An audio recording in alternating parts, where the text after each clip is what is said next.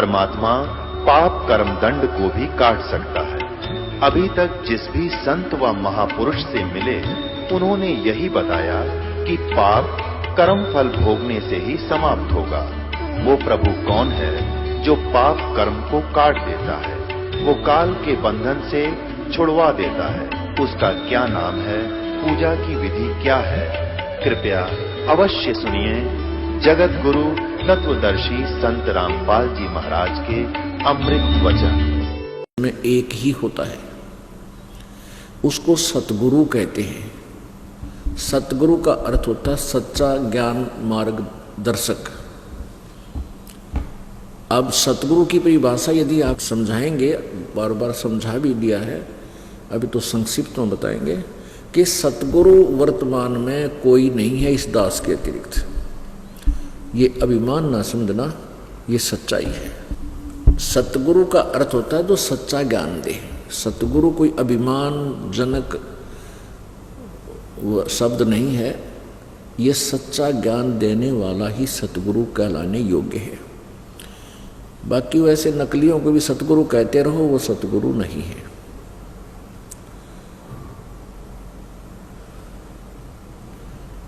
तो पूरे संत से यानी सतगुरु जब मिल जाए, संत मिल जाए,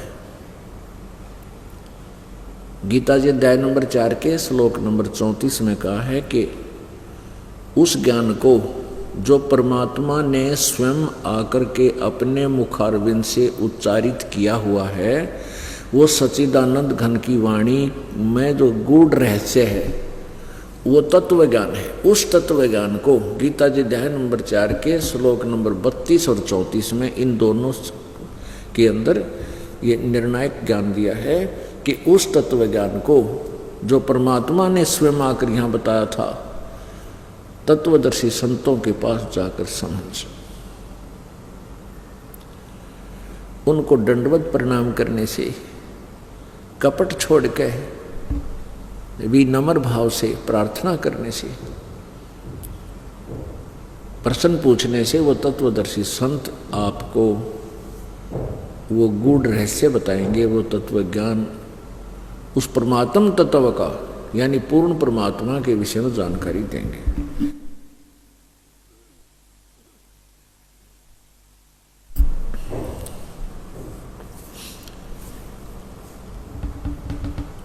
कल क्या बताया था कि एक ब्रह्मा जी की आयु 100 वर्ष की होती है। वो 100 वर्ष कैसे बनते हैं? सतयुग, त्रेता, द्वापर और कलयुग, इन चारों युगों का कुल समय 43,20,000 वर्ष होता है। इसको चतुर्युग कहते हैं।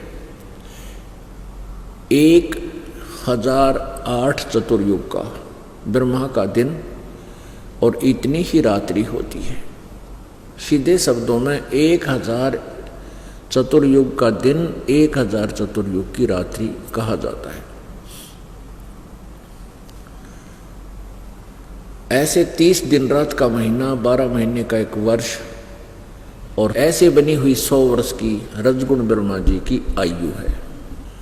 और ब्रह्मा जी से 7 गुना सतगुण विष्णु जी की, और विष्णु जी से 7 गुना तम गुण शिव जी की। यानी एक तमोगुण शिव जब मरेगा 49 बार तो ब्रह्मा की मृत्यु हो लेगी। नया कोई प्राणी अच्छी पुण्यात्मा ब्रह्मा के पद को प्राप्त करता रहेगा। वो मर जाएगा, फिर नेक्स्ट, और 7 विष्णु मर जाएंगे, तब एक बार जो त्रिलोकीय शिव यानी तमोगुण शिव मरेगा। 70,000 बार जब तमोगुण शिव की मृत्यु हो लेगी, तब एक ब्रह्मांड का विनाश होगा और ब्रह्मलोक में रहने वाला ये काल जो महाशिव रूप में रहता, इसकी मृत्यु होगी। तो इतने समय का एक युग होगा उस अक्षर ब्रह्म का। अक्षर ब्रह्म कहो चाहे उसको परब्रह्म कहो, उस परब्रह्म का। अब 70,000 बार त्रिलोकीय शिव अर्थात तमोगुण शिव मर लेगा, तब एक ब्रह्म मरेगा, ये काल मरेगा। इसकी मृत्यु होगी। गीता जी अध्याय नंबर 4 के श्लोक नंबर 5 और 9 में, अध्याय नंबर 2 के श्लोक नंबर 12 में गीता ज्ञान ये ब्रह्म बोल रहा है श्री कृष्ण जी में प्रवेश करके भूत की तरह। ये कह रहा है कि मेरे और तेरे अर्जुन बहुत जन्म हो चुके हैं, तू नहीं जानता, मैं जानता हूं, आगे भी होंगे, पहले भी हो चुके।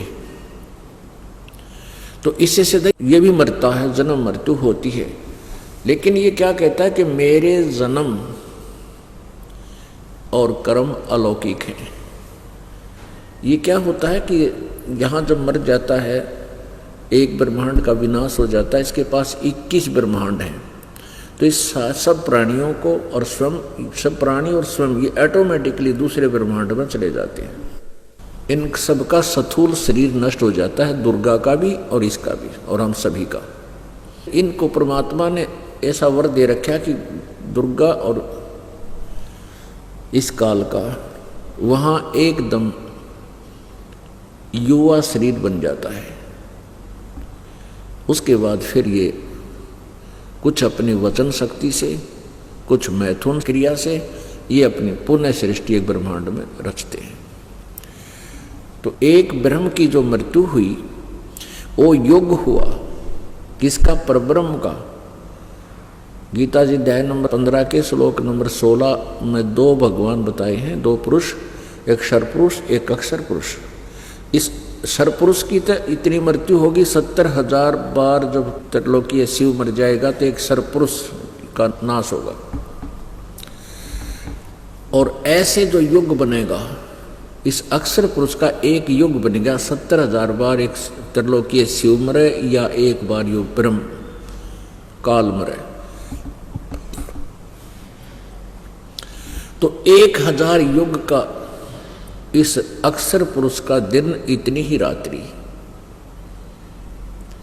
और 30 दिन रात का 1 महीना, 12 महीने का वर्ष, ऐसे बना हुआ 100 वर्ष की आयु इस अक्षर पुरुष की है। अपनात्मा यहाँ इसको अक्षर पुरुष इसीलिए कहा कि काफी ये चिर स्थायी है। इसलिए गीता जी अध्याय नंबर 15 के श्लोक नंबर 17 में ये लिखना पड़ा कि वो वास्तव में अविनाशी तो कोई और है, उत्तम पुरुष है तो अन्य, परमात्मा इति उदारते, ये लोग तर्यम आविश्य विवर्ती अवैश्वर है। वो वास्तव में श्रेष्ठ परमात्मा तो कोई और है जो तीनों लोकों में प्रवेश करके सबका धारण पोषण करता है, जो वास्तव में भगवान का कहा जाता है, और वो वास्तव में अविनाशी परमात्मा। अब इसके लिए थोड़ा सा डिफाइन करते हैं कि जैसे एक चाय पीने का सफेद सा प्याला होता है मिट्टी का, वो तो समझो सरपुरुष का सतिथि है, इसके लोकों की, इसके अंतर्गत प्राणियों की। अंडरस्टूड है कि एक बार पक्के फर्श पर गिर गया वो टुकड़े टुकड़े हो जाता है। तो ये ऐसा शरीर, तो ऐसी स्थिति समझो इस सरपुरुष की, यानी ब्रह्म की, काल की, और इसके अंतर्गत सभी प्राणियों की। वो कभी भी मृत्यु को प्राप्त हो सकते हैं, उनका ऐसा शरीर है। चाहे भले उनका नूर का शरीर भी है, वो भी ऐसा ही नाशवान है, सभी नाशवान है। अब अक्षर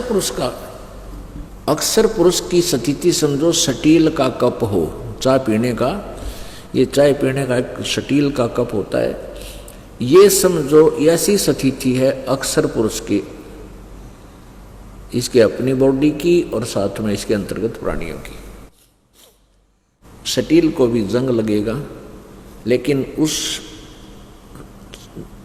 मिट्टी के पहले कप की तुलना में ये चिर स्थायी है।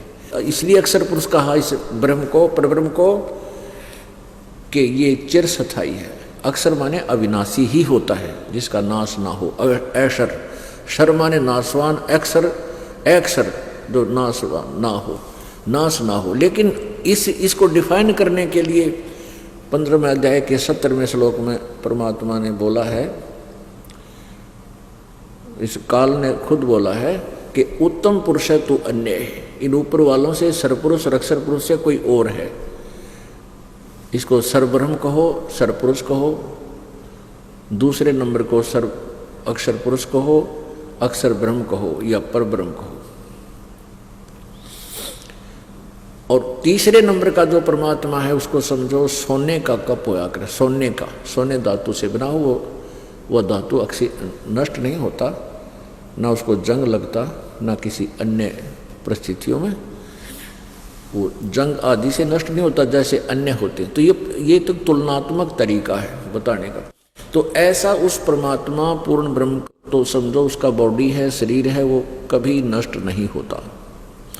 और वहाँ जाने के बाद हम प्राणियों को जो सच साधना करके वहाँ चले जाएंगे उनको भी ऐसा ही शरीर मिलेगा जो कभी नष्ट नहीं होगा, सदा युवा रहेगा। अब अक्सर पुरुष की मृत्यु कैसे होगी, ओए होए, अभी आपने देखा, क्योंकि आजकल तो बड़े माइंडेड बच्चे हैं, इतने बड़े बड़े कंप्यूटर बना लिए, कंप्यूटर सीखने लग रहे, दो अक्षरों में समझ गए होंगे कि 70,000 बार त्रिलोकीय शिव मरने के बाद एक ब्रह्म की मृत्यु, एक ब्रह्मांड का विनाश, और ऐसे एक युग हो गया, इतना पीरियड, एक युग हो गया किसका, अक्षर पुरुष का, इस पर ब्रह्म का।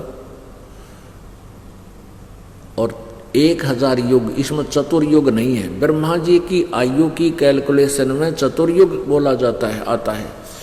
इस अक्षर पुरुष की आयु की गणना में चतुर्युग नहीं, ओनली युग। गीता जी अध्याय नंबर 8 के श्लोक नंबर 17 में इसी के बारे में जानकारी है। अज्ञानी अनुवादकर्ताओं ने वहाँ ब्रह्मा का तो आयु लिख दी, चतुर्युग अपनी तरफ से लिख दिया, जबकि मूल संस्कृत में चतुर्युग नहीं है, मूल भाषा में चतुर्युग नहीं, ओनली युग है। अब ऐसे 1000 युग का दिन, इतनी ही रात्रि, 30 दिन रात का अक्षर पुरुष का महीना, 12 महीने का एक वर्ष और 100 वर्ष की इस अक्षर पुरुष की आयु, और फिर भी मृत्यु। तो पुण्यात्माओं इसके विषय में क्या बताया है, एती उम्र बुलंद मरेगा अंतरे, क्योंकि सतगुरु लगे न कान न बैठे वो संतरे। कौन से संत ना मिले, गीता जी अध्याय नंबर 4 के श्लोक नंबर 34 में जिसके विषय बताया है। पवित्र यजुर्वेद अध्याय नंबर 40 के श्लोक नंबर 10 से लेकर 13 तक जिस तत्वदर्शी संत के विषय में जानकारी दी है वो इनको नहीं मिला, जिस कारण से इतनी लंबी आयु हो जाएगी तो भी जन्म और मृत्यु बना रहेगा। और जब तक जन्म मृत्यु रहेगा तो हम सुखी नहीं हो सकते, क्योंकि 21 ब्रह्मांड में और 7 संग ब्रह्मांड जो अक्षर पुरुष के हैं, 21 ब्रह्मांड इस सर पुरुष के यानी ब्रह्म के हैं, इनमें कोई प्राणी सुखी नहीं है। यहाँ सुख नाम की वस्तु है ही नहीं। हम इस झूठे सुख को सुख मानकर इसी में आनंदित रहते हैं, क्योंकि हमने वो वास्तविक सुख हम भूल चुके हैं। उस वास्तविक सुख का हमें ज्ञान ही नहीं है। तो पुण्यात्माओं सतगुरु मिलेंगे जो बात बनेगी, सतगुरु। पुण्यात्माओं सतगुरु मिलेंगे जो बात बनेगी। और सतगुरु परमात्मा ने दया कर दी अब कलयुग में इस दास को अपना वो खजाना संभलवा दिया जो युगों युगों से छुपा रखा था परमात्मा ने। परमेश्वर जब स्वयं आए थे कबीर जी 600 वर्ष पहले काशी में, सन 1398 से लेकर सन 1518 तक 120 वर्ष एक मनुष्य जनसाधारण जैसी भूमिका करके, एक तत्वदर्शी संत की भूमिका करके वो पूरा ज्ञान प्रचार करके लिपिबद्ध करवा गए। उसमें अपनी जिन प्रिय आत्माओं को मिले थे, आदरणीय नानक साहिब जी को मिले थे बेई नदी पर सचखंड से आके, और धर्मदास जी को मिले थे बांधवगढ़ में। धर्मदास जी से परमात्मा ने पूरा विवेचन दिया था और बहुत ही डिस्कस की थी, वो लिपिबद्ध किया गया है धर्मदास जी द्वारा। परमात्मा ने कहा था कि हे धर्मदास, तो लाख दुहाई और ये मूल ज्ञान कहीं बाहर ना जाए। ये जो ज्ञान पुण्यात्माओं अब जिसको खोला जा रहा है, जिसका प्रकाश किया जा रहा है, ये पहले परमात्मा ने बैन ला रखा था। कि अभी इसको किसी को नहीं बताना, नहीं तो नकली संत, नकली ऋषि, नकली गुरु इस ज्ञान को सुनकर ऐसा ही ज्ञान प्रचार कर देंगे, फिर हम भिन्नता नहीं बता पाएंगे। वो ज्ञान तो प्रचार कर देंगे बेशक, लेकिन उनके पास मंत्र नहीं होगा। मंत्र भी मान लीजिए किसी ने चुरा लिया तो उनको अधिकार नहीं होगा, तो वो काम नहीं करेगा। उनसे लिया हुआ मंत्र भी लाभ नहीं देगा, इसलिए काल का दाव लग जाएगा। तो परमात्मा ने इस सार शब्द और इस सार ज्ञान को, मूल ज्ञान, मूल शब्द, मूल मंत्र, इनको छुपाकर रखने का आदेश दिया था सख्ती से। धर्मदास तो लाख दुहाई, ये सार शब्द कई बार न जाई, सार शब्द बार जो पर ही बिचली पीढ़ी हंस नी तरही। इसी प्रकार सार नाम के, सार ज्ञान के बारे में, ये सार ज्ञान है, ये मूल ज्ञान है, ये तत्व ज्ञान है। धर्मदास तो लाख दुहाई, ये मूल ज्ञान कहीं बार न जाई, मूल ज्ञान बाहर जो पढ़ी, ये तत्व ज्ञान अगर किसी के हाथ लग गया तो बिचली पीढ़ी हंस नी तरही।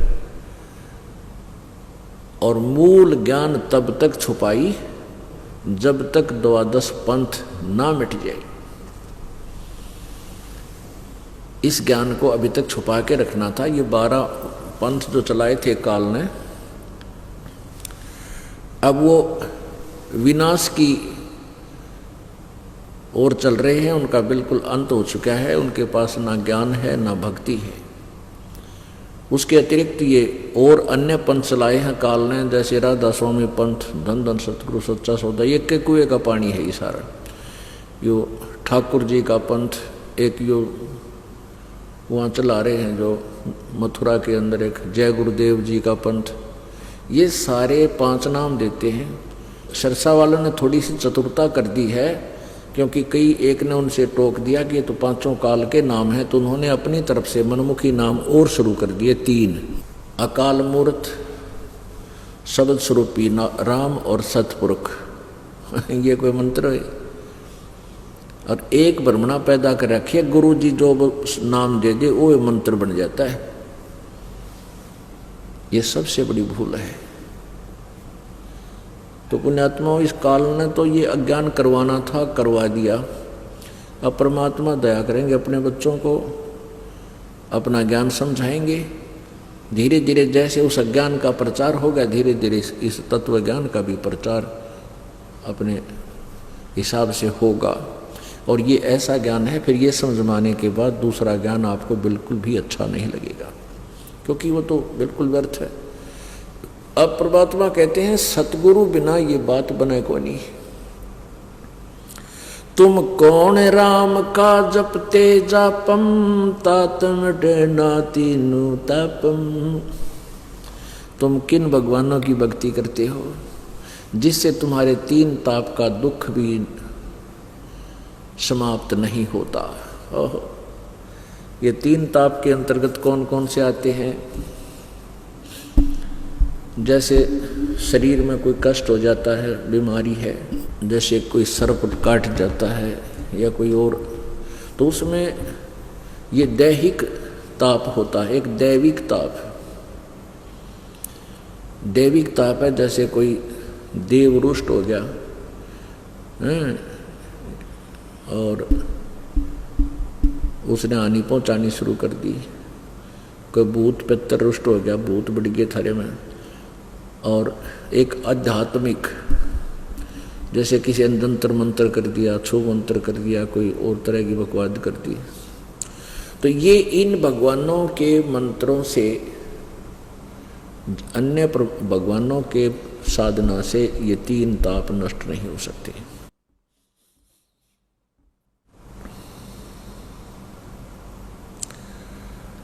पुण्यात्माओं, विचार करने की बात है।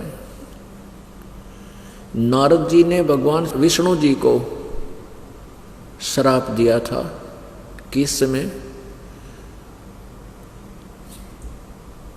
अब नारद जी के मन में एक अभिमान हो गया था। वो कुछ दिन जंगल में रह करके साधना करके आया था और उसने ये कह दिया था अपने पिता ब्रह्मा जी को कि पिताजी, मैं अब इस भ्रम जाल में फंसू नहीं और मैंने अपने मन पर काबू पा लिया है, मैंने कंट्रोल कर लिया है, मैंने अपनी इंद्रियों पर काबू पा लिया है, मेरे अंदर कोई विकार रहा नहीं, कोई वासना शेष नहीं है। तो ब्रह्मा जी ने कहा बेटा मेरे, वो तो अच्छी बात है, साधु संत फकीरों का यही कार्य होता है, पर ये तो किसी और का आगे मत बताना, अपनी वस्तु को गुप्त रखा करते हैं। और कहा कि विशेषकर आप विष्णु जी से मत कहना। अब नारद जी ने सोचा पिताजी तो वैसे ही कह रहे हैं, जब मैंने एक उपलब्धि हुई है तो उसका डंडोरा पीटूंगा, मैं तो सबको बताऊंगा। विष्णु जी के पास गया और बालक की एक खास बात वो है, जिस वस्तु ने नो कहना इसने मत छेड़िए, उसने जरूर छेड़ेगा पाछे से, यह आदत खराब होती है। तो विष्णु जी के पास गया, विष्णु जी से कहा कुशल मंगल हुई। फिर उन तो वही उसी उद्देश्य से गया था, जाते ही कहा कि भगवान मैंने अपने मन को काबू कर लिया, अपने इंद्रियों को कंट्रोल कर लिया, अब मेरे में वासना शेष नहीं रही, मैं बहुत कठिन तप करके आया हूँ। विष्णु जी बोले बेटा बहुत अच्छी बात है ऋषि जी, साधु संतों का यही काम होता है। अब विष्णु जी के अंदर काल प्रवेश कर गया। यू काल जो है यू सारा खेल खेल रहा है। अब इस काल ने सोची यदि नारद जी की तरह और सभी अपनी इंद्रियों पर काबू कर लेंगे तो संतान उत्पत्ति कौन करेगा, मुझे खाने के लिए ये कहाँ से आएगा आहार, 1 लाख मनुष्य। तो इसने विष्णु जी के मन का रिमोट ऑन कर दिया, विष्णु जी के मन में पैदा कर दिया कि ये तो भाई आंडी पाक गया नारद जी, अभिमान हो गया, इसका अभिमान तोड़ना चाहिए। अब नारद जी विष्णु जी से मिलकर आ रहा था, रास्ते में एक मायावही नगरी बना दी, माया की नगरी रच दी काल भगवान ने। और वहाँ जब ये ब्याह जो है ये सिरदर्द है, इसने इतना काम बिगाड़ रखा है। ये पहले से ही बिजली गिरी हुई है।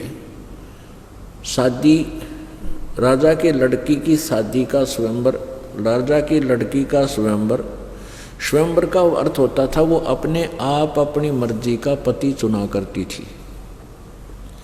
तो उसमें दूर दूर के नरेश राजा लोग आया करते थे। तो उस नगर के अंदर बहुत अच्छे बैंड बाजे बाजे थे और ये ब्याह के गीत बड़े बूढ़े होया करें, किसी का ना जी करता उसका दिल कर जा ब्याह करवाने, इसे ऐसे गाया करेंगे फिर मतलब ये बकवा दे, ऐसे बैंड बाजा करें। तो नारद जी जा रहे थे और वहाँ ये सब मंगल गान हो रहे थे। अब नारद जी के उसने ली अंगड़ाई, वो अंदर जमा था सारा। कहते हैं विकार मत मरे मत जानियो जो भूबड़ में आग, ये मत समझ लेना कि तुमने विकार मार लिए, नहीं, ये कुछ दिन के लिए शांत हो जाते हैं। जैसे भूबड़ में आग, राख के अंदर अंगार दबे होते हैं ना, जब उसने निकाला घंटे 2 घंटे के बाद तो दूने धंधकते हुए बाहर आया करें। अब नारद जी को पता चला कि ऐसे ऐसे स्वयंवर है और लड़की बहुत खूबसूरत है और तेरी शकल ठीक को ना, लंबी चोटी कुछ को ला कटवा रखा, तो क्यों ना भगवान विष्णु से उनका स्वरूप मांग लूं। एकांत में जाकर लादी समाधि किया याद विष्णु जी को। अब विष्णु जी आ गया, क्या मांग रहे हो ऋषि जी? कि भगवान आज तक मैंने आपसे कुछ नहीं मांगा, आज आपसे एक वस्तु मांगता हूं, मना मत करना, वचनबद्ध हो जाओ। तथास्तु। विष्णु जी बोले तथास्तु, आप मुझे हरि रूप दे दो, मैंने ब्याह करवाना है, शादी करवानी है एक लड़की से, राजा की लड़की का स्वयंवर है। विष्णु जी ने कहा कि ठीक है, तुझे हरि रूप दे दिया। हरि बंदर को भी कहते हैं संस्कृत में। अब उसका बंदर का मुंह ला दिया, लग गया। अब नारद जी ये सोच रहे तेरे जैसा खूबसूरती सब समाज कोई नहीं और लड़की तुझे ही देखेगी। अब जो ही वो बैठा अपनी कुर्सी पर जाकर के सभी राजा लोग बैठे थे। वो लड़की आई हाथ में वरमाला लेकर के, और नारद जी को देखकर 2 कदम पीछे होगी क्यों बंदर बैठा, और फिर आगे चली गई। नारद जी ने सोचा लड़की का ध्यान नहीं गया तेरी ओर, वहां से उठकर फिर आगे जाके फिर खड़ा हो गया, वह फिर दूर चली गई। नारद जी तीसरी स्थान पर जाने लगा, तब एक ने उसको दर्पण दिखा दिया कि अपना पहला दर्पण क्या करते, मटकिया मुंह देखा करते पानी क्या में, ने बोला अपनी शकल देख ले। वो मटके में जाख्या, और उस तरह गजब हुए, तेरे तो बंदर का मुंह है। तो वहीं से लाल पीड़ा हो गया। थोड़ी देर में क्या देखता है कि विष्णु जी आकर के वहां विराजमान हो जाते हैं, और लड़की उनके गले में वरमाला डाल देती है। वो तो उनकी चाल थी सारी। अब नारद जी ने श्राप दे दिया कि तूने मेरे साथ मजाक किया है, तूने मेरे साथ धोखा किया है, और मैं जैसे आज मैं एक औरत के वियोग में ऐसा दुखी हुआ हूं, एक पूरा जीवन तू भी अपनी पत्नी के वियोग में बिताएगा। पुण्यात्माओं, विष्णु जी का अवतार हुआ, श्री रामचंद्र जी के रूप में राजा दशरथ के घर पर जन्म हुआ, युवा हुए, शादी हुई, सीता जी से ब्याह हुआ, विवाह होते ही वनवास हुआ। वनवास से 2 वर्ष के बाद ही वनवास से सीता जी का अपहरण लंकापति रावण राक्षस ने कर लिया। वहां युद्ध करके लाखों करोड़ों व्यक्ति मार मरवा के सीता जी को वापस लाया, एक धोबी के व्यंग करने से। वो धोबी अपनी पत्नी को पीट रहा था, कूट रहा था रात्रि में, क्योंकि वो कहीं उससे लड़ झगड़ के बाहर चली गई थी, 2 दिन बाद आई थी। वो कह रहा था कि मैं इस दशरथ के पुत्र रामचंद्र जैसा नहीं हूं, जिसने रावण के साथ रही सीता को अपने पास रख लिया। मैं तुझे बिल्कुल नहीं रखूंगा, तू चली जा यहाँ से। तू एक रात कहाँ रह के आई? वो अपने घर चली गई और कित कुआं पड़े थी, पर वो व्यंग उसको लाग गया रामचंद्र जी के। उसने आते ही अपनी पत्नी को घर से निकाल दिया, सीता जी को जो गर्भवती थी। अपने आत्माओं, इन चरित्रों को, यदि इन भगवान वाले चरित्रों को हम अप्लाई करें, एक दिन भी ना जी सकते, आग लग जा पूरे समाज में। और ये नाम भगवान मान्या करते हैं। ये तो काल के रिमोट से चल रहे थे और पूर्व निर्धारित 2 संस्कार इनका वो भोग रहे थे।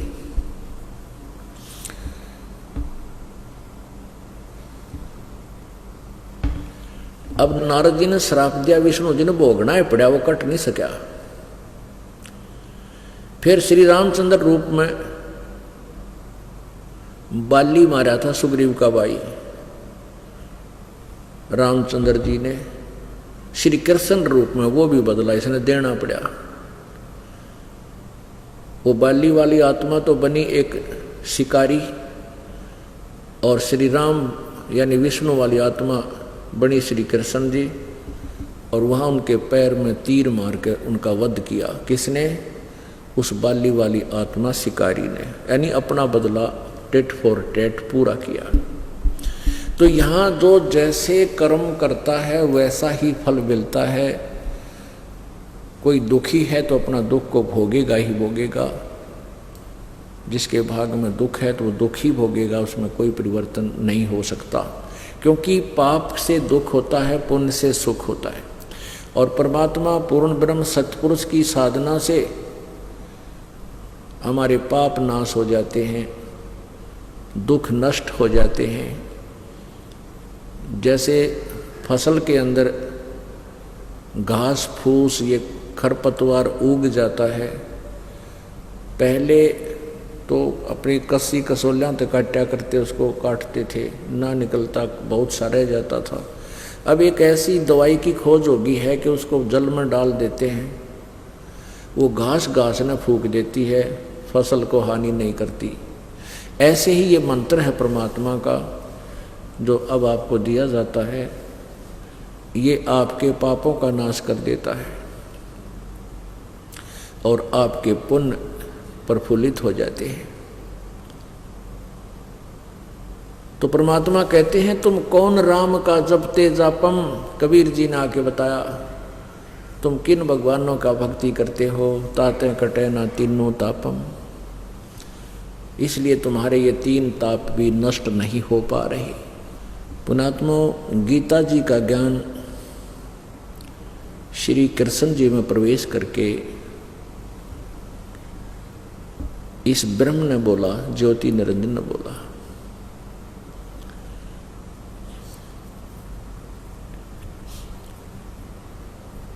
इसके विषय में थोड़ी सी जानकारी आपको देंगे, काफी दिन हो गए ये विचार दिए। पुण्यात्मा, श्री कृष्ण जी पांडवों का रिश्तेदार था, क्योंकि श्री कृष्ण जी की बहन सुभद्रा श्री अर्जुन के ब्याही हुई थी।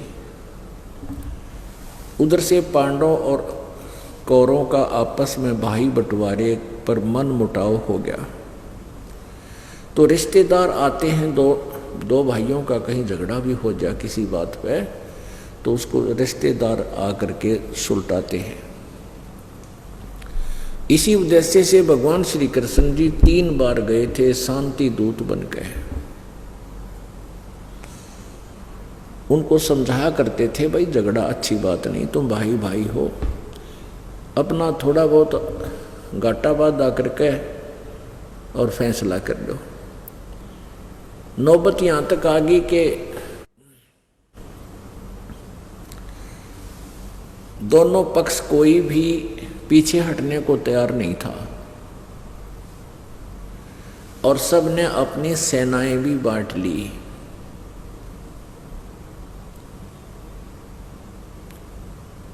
तो श्री कृष्ण जी ने सोचा मैं एक दाव और लगाता हूं, क्योंकि मेरे जो पांडव हैं रिश्तेदार, इनको ये भ्रम हो गया कि हमारे साथ हमारा रिश्तेदार है और ये हमें विजयी करा देगा। तो श्री कृष्ण जी ने सोचा इसलिए ये नहीं मान रहे हो, एक पक्ष भी यदि मान जाए तो दूसरा क्या करेगा। तो भगवान श्री कृष्ण जी ने पांडव से सबको कहा कि भी मैं, एक तरफ तो मेरी सेना होगी, एक तरफ मैं होऊंगा, एक तरफ मेरी सेना होगी, एक तरफ मैं होऊंगा, और मैं हथियार भी नहीं उठाऊंगा। तब पांडवों के पैरों के तले की जमीन खिसकी कि अब तुम्हारी हार निश्चित है। इसलिए पांडवों ने कहा, प्रभु हमें 5 गांव दिला दो, हम झगड़ा नहीं, लड़ाई नहीं करेंगे, युद्ध नहीं करेंगे। श्री कृष्ण जी ने सोचा बात बनेगी। वो पांडव कौरवों की सभा में गया, कौरवों को समझाने लगा कि दुर्योधन उनको 5 गांव दे दो, और वो कहते हैं हम युद्ध नहीं करेंगे, हम एकांत में अपना टाइम पास कर लेंगे।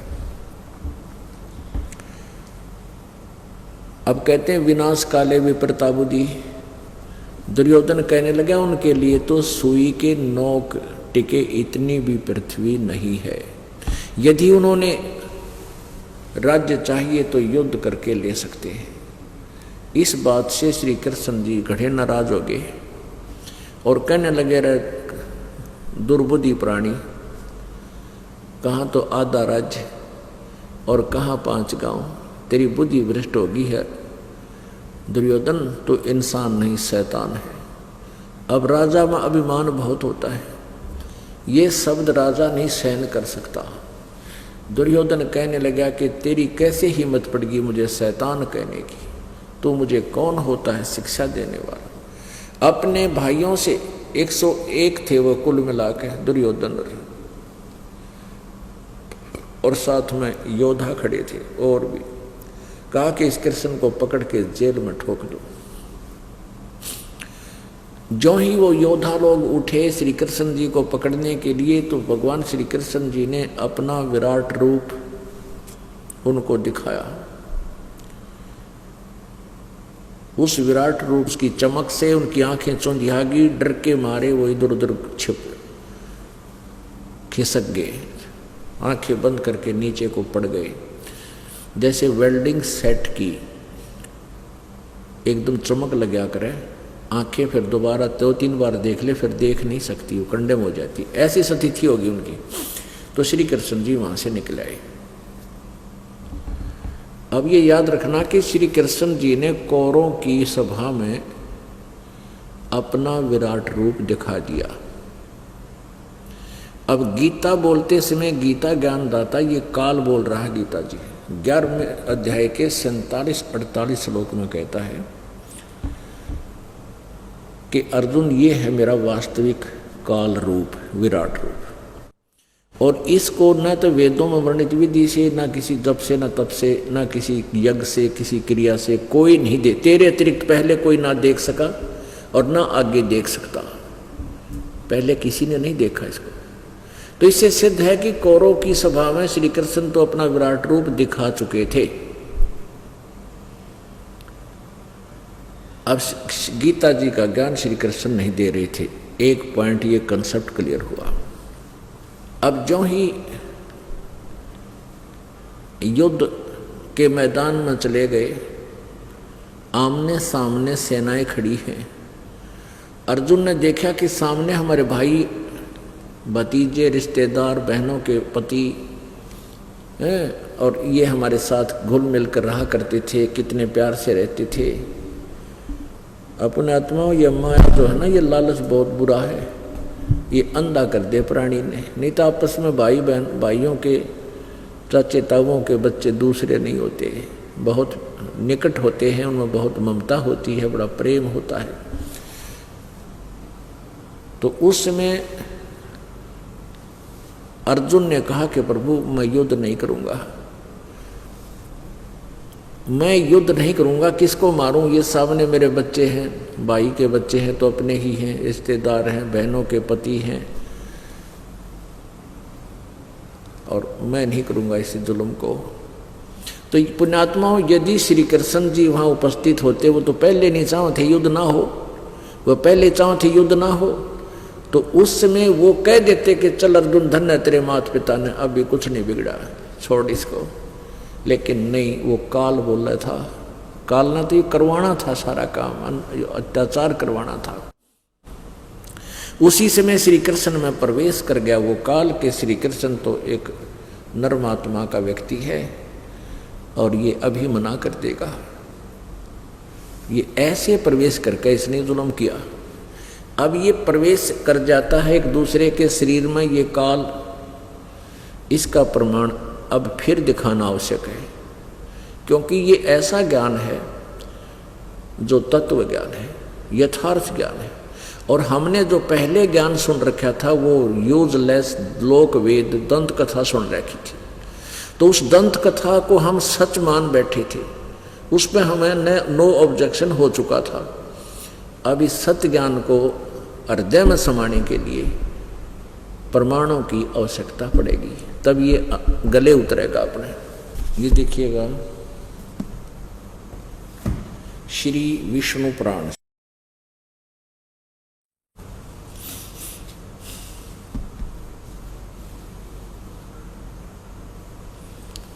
ये गीता प्रेस गोरखपुर से प्रकाशित है।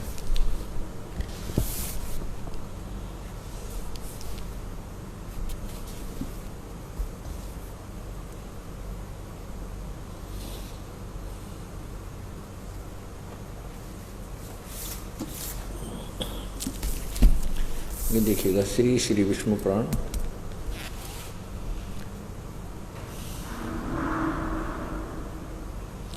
सचित्र हिंदी अनुवाद सहित गीता प्रेस गोरखपुर से प्रकाशित।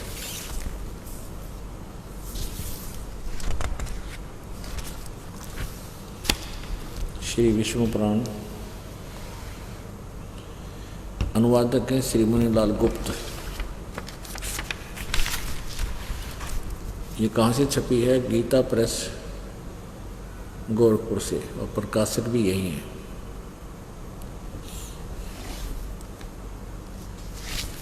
ये कल भी दिखाया था, लेकिन प्रसंगवश ये पुनः दिखाना अनिवार्य है। ये देखिएगा, ये है चतुर्थ अंश, अध्याय नंबर 2, पृष्ठ नंबर 233।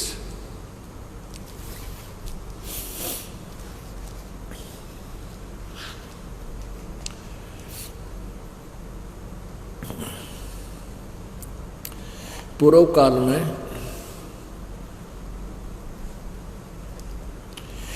काल में त्रेता युग में एक बार अति भीषण देवासुर संग्राम हुआ, देवताओं और असुरों का, राक्षसों का। उसमें महाबलवान दैत्यगण से पराजित हुए। देवताओं ने भगवान विष्णु की आराधना की। तब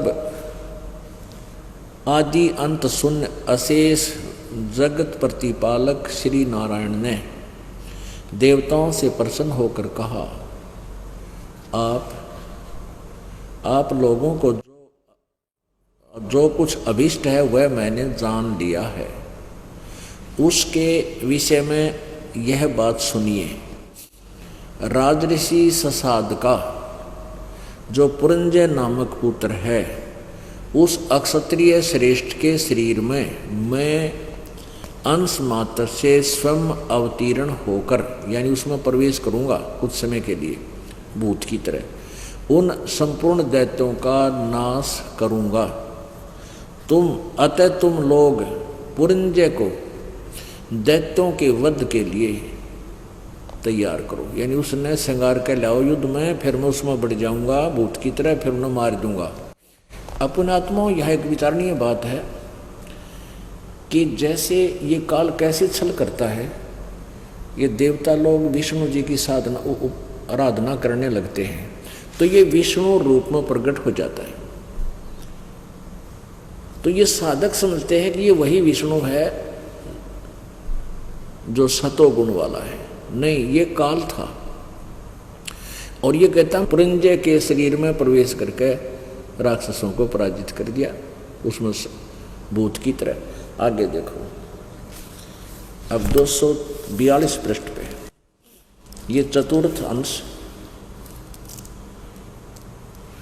अध्याय नंबर 3, श्री विष्णु पुराण, पृष्ठ 242, या नीचे देखो, तीसरा अध्याय। पूर्व काल में मोनेय नामक 6 करोड़ गंधर्व रहते थे। उन्होंने समस्त नागकुल के प्रधान रत्न और अधिकार छीन लिए थे। गंधर्वों के पराक्रम से अपमानित उन नागेश्वरों द्वारा स्तुति किए जाने पर उसके श्रवण करने से जिनकी विकसित कमल सदृश आंखें खुल गई हैं, निद्रा के अंत में जागे हुए उन जलाशयी भगवान सर्वदेवेश्वर को प्रणाम कर उनसे नागगण ने कहा, भगवान, इन गंधर्वों से उत्पन्न हुआ हमारा भय किस प्रकार शांत होगा। तब आदि अनंत रहित भगवान पुरुषोत्तम ने कहा, यो नासव के पुत्र मानधाता का जो पुरुकुत्स नामक पुत्र है, यानी यो नासव का पुत्र मानधाता का पुत्र है पुरुकुत्स के नामक पुत्र है, उसमें प्रविष्ट होकर भूत की तरह बढ़कर मैं उन संपुष्ट दुष्ट गंधर्वों का नाश कर दूंगा।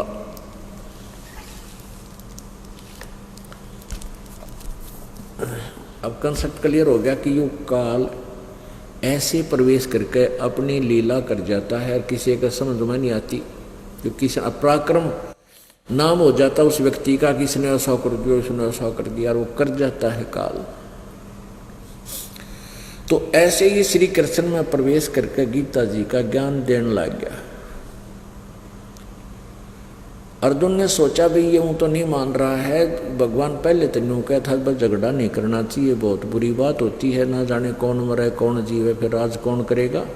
और आज मैं मना कर रहा हूँ, ये मान नहीं रहा कि क्या चक्कर है। तो अर्जुन ने यहाँ तक कह दिया कि भगवान इस युद्ध करके इस राज को भोगने से अच्छा तो हम भिक्षा का अन्न मांग कर खा लेंगे, हम ये अत्याचार नहीं करेंगे। लेकिन काल तक दया थोड़ी है, इसका रहम नहीं है। इसने फिर ऐसे अर्जुन ने फिर ज्ञान में उलझा दिया कि आप एक तरफ तो कहते हो भाई ज्ञान श्रेष्ठ है, एक तरफ कहते हो तुम कर्म श्रेष्ठ है, तो भगवान मन तुम ज्ञान ने क्यों ना बता दो, मैं अपना कल्याण करवा लूँ, इस कर्म इस ऐसे गंदे कर्म में क्यों लगा रहे हो मुझे। तो पुण्यात्माओं ये क्या कहता है, युद्ध कराने के लिए इसने अपनी अटकल लाई। और देखिएगा श्रीमद् भगवत गीता का ज्ञान में इसकी अपना जो अटकलबाजी है वो देखना।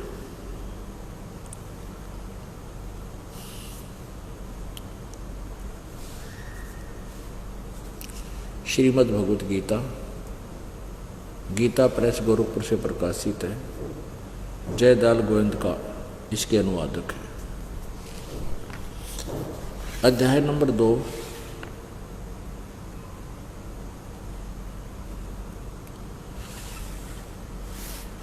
श्लोक नंबर 38 में ये क्या कहता है गीता ज्ञानदाता काल कि जय पराजय लाभ हानि सुख दुख को समान समझकर उसके बाद युद्ध के लिए तैयार हो जा। इस प्रकार युद्ध करने से तू पाप को नहीं प्राप्त होगा, यानी तेरे को पाप नहीं लगेगा। और 38 में क्या कह रहा है, लाभ हानि बता रहा है लड़ाने के लिए। 37 में क्या कह रहा है, कहता है कि या तो तू युद्ध में मारा जाकर स्वर्ग को प्राप्त होगा, अथवा संग्राम में जीत कर पृथ्वी का राज भोगेगा। इस कारण हे अर्जुन युद्ध के लिए निश्चय करके खड़ा हो जा। अब गीता जी में ये ऐसा ज्ञान है, ये काल का अपना अड़ाया हुआ डंगा है, और बाकी शेष इसने वेदों वाला ज्ञान दिया है। अब यहाँ एक तरफ तो कह रहा है कि भाई लाभ हानि ने भूल के जय पराजय की तो चिंता ना कर, जीत हो चाहे हार, इसलिए युद्ध कर ले, इसलिए तू पाप को प्राप्त नहीं होगा। और फिर लाभ हानि आप बता रहा है कि यदि युद्ध में मारा गया तो स्वर्ग में जाएगा, और युद्ध जीत गया तो पृथ्वी का राज भोगेगा। बता इसके, तो इस आगे चल के हम आपको इसके एक कंसेप्ट क्लियर करना चाहते हैं कि एक समय जब ये पूरा ज्ञान इस काल में दे दिया, पुण्यात्माओं एक प्रसंग और आता है बीच में कि ये कहते हैं कि अर्जुन अक्षत्रिय धर्म को भूल गया था, और यदि अक्षत्रिय अपने धर्म को भूल जाते तो फिर सृष्टि में जो है स्थिति ठीक नहीं रहती। अर्जुन को अक्षत्रिय धर्म बनाए रखने के लिए युद्ध करवा दिया है। तेरा गजब है। अब भगवान श्री कृष्ण भी अक्षत्रिय थे। जब काल्यवन ने मथुरा पर चढ़ाई की,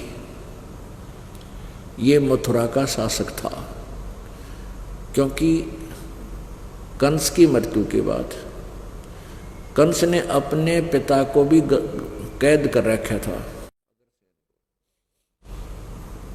तो राजा उग्रसेन जी ने अपने भांजे को, अपने दोते को ये बागडोर संभाल दी थी, बेटा तू संभाल इस मथुरा के शासन को। तो उसी समय काल्यवन ने आक्रमण कर दिया 18 करोड़ सेना लेकर। अब श्री कृष्ण जी ने सोचा जब युद्ध करेंगे तो बहुत घने व्यक्ति मारे जाएंगे, और उससे कुछ दिन पहले नारद जी ने आकर श्री कृष्ण जी से बता दिया था कि यहाँ एक गुफा है, उस गुफा में एक मुचकंद नाम का एक राक्षस राजा है। वो 6 महीने तो युद्ध करता है और 6 महीने सोता है, उसकी ऐसी सिद्धि प्राप्त है। जब वो सो रहा होता है, यदि उस दौरान उसको कोई छेड़ दे, कच्ची नींद उठा दे, बीच में डिस्टर्ब कर दे, तो उसकी आंखों से अग्नि बाण छूटते हैं। जो भी सामने खड़ा होता है उनको भस्म कर देता है, मार डालता है। तो श्री कृष्ण जी ने सोचा भी क्यों ना मैं इस काले वन को मुचकंद से मरवा दूं। राजा की मृत्यु हो जाती थी तो युद्ध नहीं करते थे, हार मानकर चले जाते थे। तो श्री कृष्ण जी ने पहले तो ललकारा उस काले वन को, क्या मेरे साथ युद्ध कर। काले वन जो ही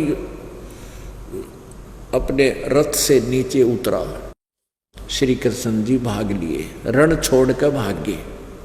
अब श्री कृष्ण जी युद्ध छोड़कर भाग गए, रण छोड़कर भाग गए, और काले वन पीछे पीछे, श्री कृष्ण जी आगे आगे।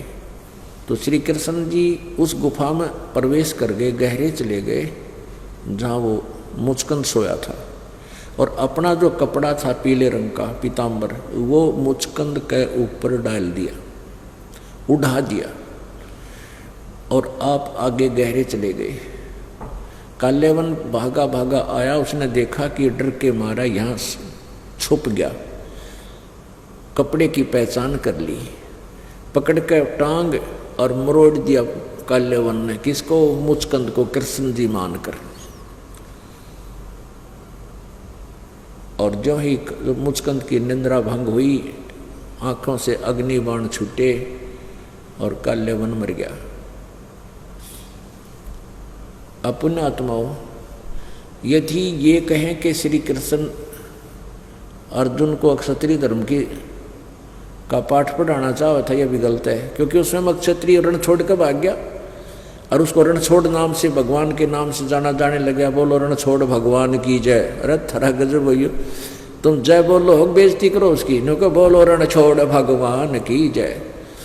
रणछोड़ तो कायर ने कहा करें, कायर बाज गया, डरपोक। इसका मतलब डरपोक भगवान की जय। अब ऐसे हमें मूर्ख बना रखा था इन नकली संतों ने, पता नहीं के नारे लवाया करते हमारे।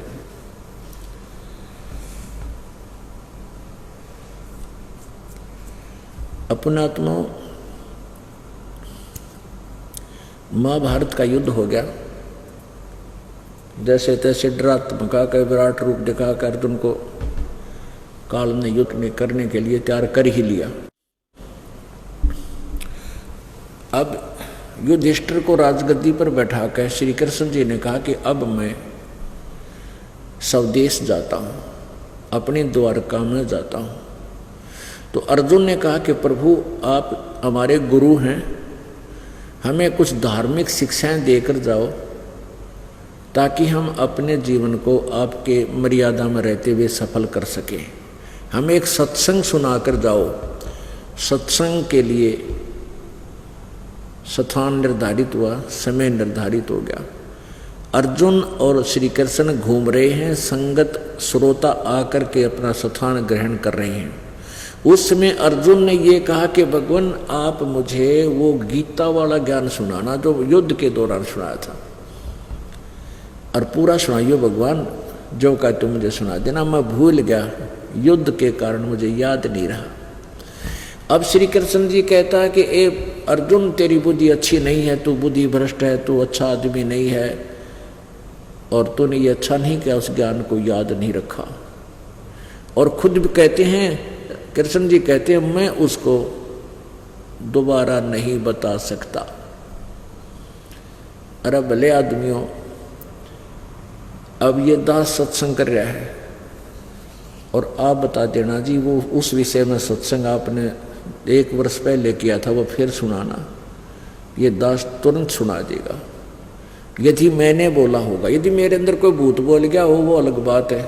तो उसके अंदर भूत बोल रहा था, वो श्री कृष्ण जी को कोई ज्ञान नहीं था। वो कौन भूत? वो काल बोल गया गीता जी के ज्ञान को। श्री कृष्ण जी कहते हैं मुझे अब वो ज्यों का तू दोहराना मेरे लिए मुश्किल है। और अर्जुन पर डांट मारे, जो कहते तूने याद नहीं रखा, तू अच्छा आदमी नहीं है, तू नालायक आदमी, तेरी बुद्धि अच्छी नहीं है, तूने याद रखना चाहिए था। और खुद कहता मुझे तो याद नहीं, मैं उसको बता नहीं सकता। तो इससे भी सिद्ध है कि ये ज्ञान, गीता जी का ज्ञान श्री कृष्ण जी ने नहीं, उस काल ने दिया था। इसके लिए आपको एक प्रमाण देते हैं। संक्षिप्त महाभारत में देखिएगा, ये व्यास जी इसके राइटर हैं। संक्षिप्त महाभारत द्वितीय खंड,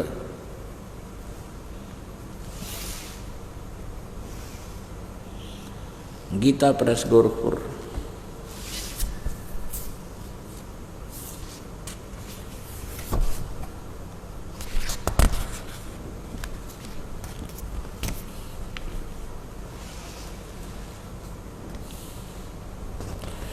इसके संपादक तथा संशोधक हैं जयदयाल गोविंद का, और ये देखिएगा प्रकाशक एवं मुद्रक गीता प्रेस गोरखपुर, गोविंद भवन कार्यालय कोलकाता का संस्थान। ये इनके फैक्स और फोन नंबर है। इसके 667 पृष्ठ पर ये देखिएगा 667 667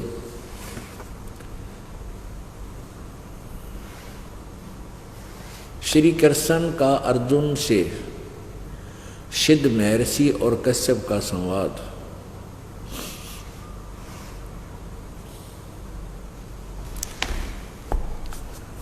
अर्जुन का श्री कृष्ण से गीता का विषय पूछना और श्री कृष्ण द्वारा अर्जुन से सिद्ध महर्षि और कश्यप का संवाद। जन्मेजय ने पूछा ब्रह्मन वैशंपायन से, शत्रुओं का नाश हो जाने के बाद जब महात्मा श्री कृष्ण और अर्जुन सभा में बैठकर वार्तालाप कर रहे थे, उसमें उनमें क्या क्या बातचीत हुई।